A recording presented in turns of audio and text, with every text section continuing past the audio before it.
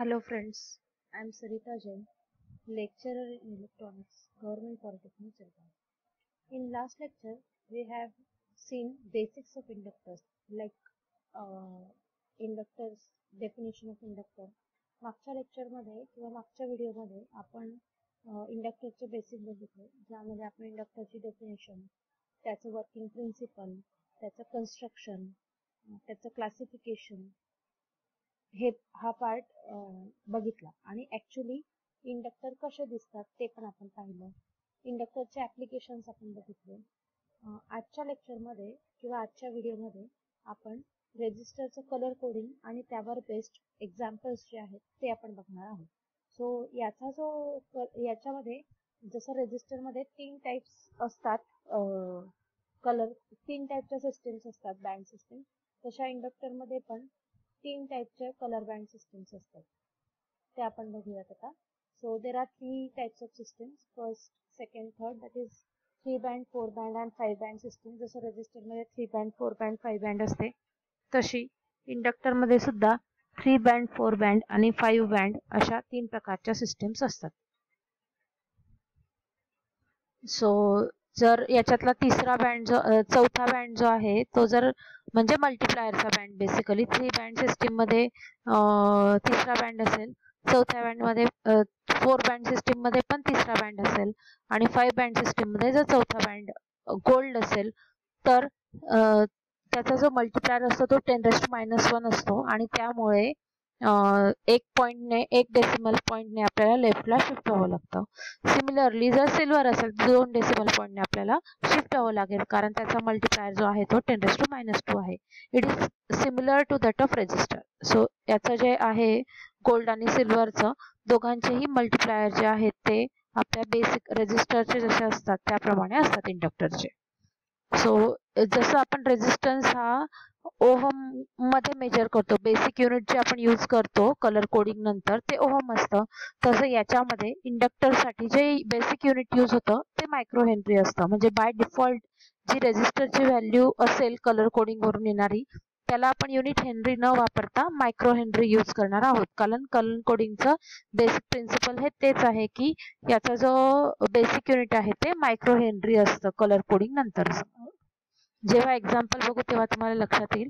हे एक एक्झाम्पल दिलेलं आहे, याच्यामध्ये फर्स्ट बँड जो आहे तो रेड आहे, सेकंड बँड व्हायोलेट आहे, थर्ड बँड जो की मल्टिप्लायर असतो तो आहे ब्राऊन आणि फोर्थ बँड जो आहे तो टॉलरन्सचा असतो, दॅट इज गोल्ड. सो या कलर कोडवरनं तुम्ही जर याची व्हॅल्यू काढली तर ती तुम्हाला मिळेल 2 for red, 7 for violet, brown multiplier is 10, so 270 आणि बेसिक युनिट जर मी तुम्हाला सांगितलं ते आहे micro Henry, so 270 micro Henry plus minus 5%. हे झालं त्याचं व्हॅल्यू या पर्टिक्युलर रेजिस्टरसाठी. सो टेबल जो आहे याचा तो आपण बघू. It is just like that of register, त्याच्यासारखाच याचा टेबल आहे, फक्त रेजिस्टरमध्ये जे आहेत ते मल्टिप्लायर जे आहेत ते सगळ्यांसाठी असतात. सॉरी, याच्यामध्ये जे मल्टिप्लायर आहेत ते अशा पद्धतीने आहेत, फक्त येल्लो पर्यंत मल्टिप्लायर येतील, त्यानंतर खालचे जे बँड्स आहेत ते मल्टिप्लायर साठी यूज होत नाहीत, त्यानंतर फक्त गोल्ड आणि सिल्वर जे आहेत ते बँड मल्टिप्लायर साठी यूज होतात आणि जो टॉलरन्सचा बँड आहे तो सेम आहे रेजिस्टर सारखं, गोल्ड, सिल्वर, नो कलर आणि रेड. हे 4 बँड्स जसे रेजिस्टर मध्ये होते त्याप्रमाणेच इंडक्टर मध्ये सुद्धा आहेत.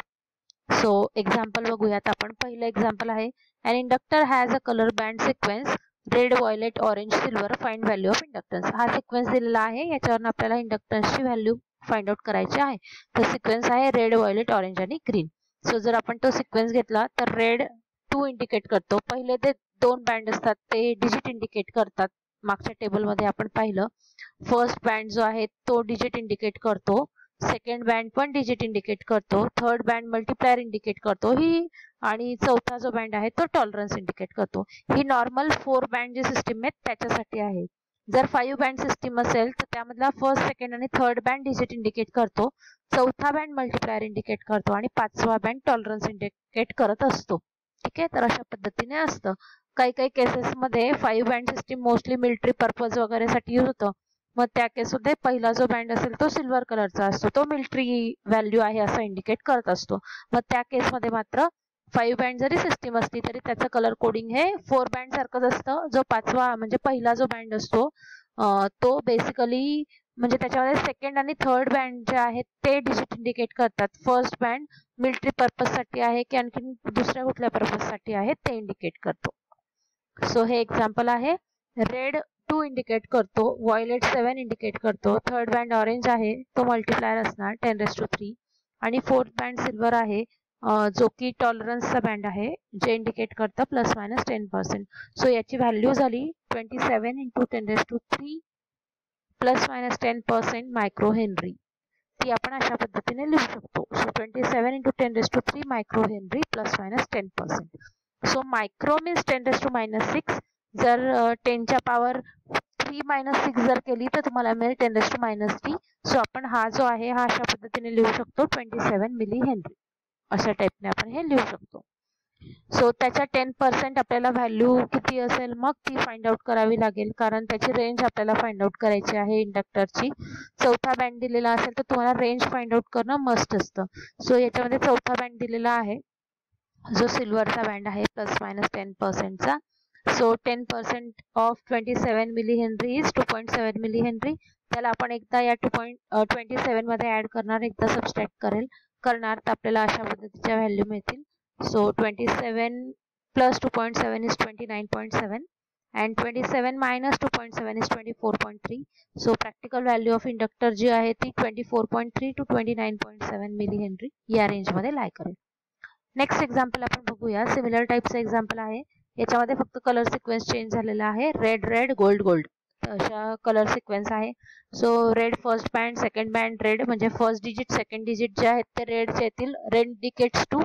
So 22 gold is 10⁻⁻1. So this way 22 × 10⁻⁻1 ±5%. आता हे कॅल्क्युलेशन खाली होतील.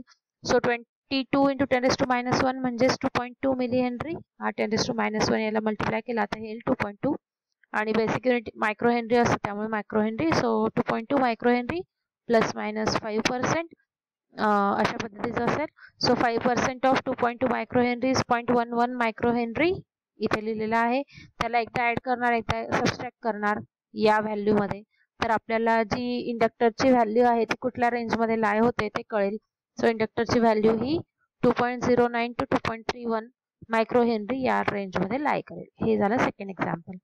Let us have the third example. बऱ्याच वेळा जे कलर कोड आहे ते रेड रेड गोल्ड गोल्ड असं देण्याऐवजी रेड गोल्ड रेड असं पण देऊ शकतात. मग त्या केसमध्ये तुम्ही जिथे गोल्ड असेल त्या ठिकाणी पॉइंटर घ्यायचा आणि त्यानंतर एक्झाम्पल सॉल्व्ह करायचं डायरेक्टली. तर तशा पद्धतीचं हे एक एक्झाम्पल आहे. An inductor has a color band sequence red gold red.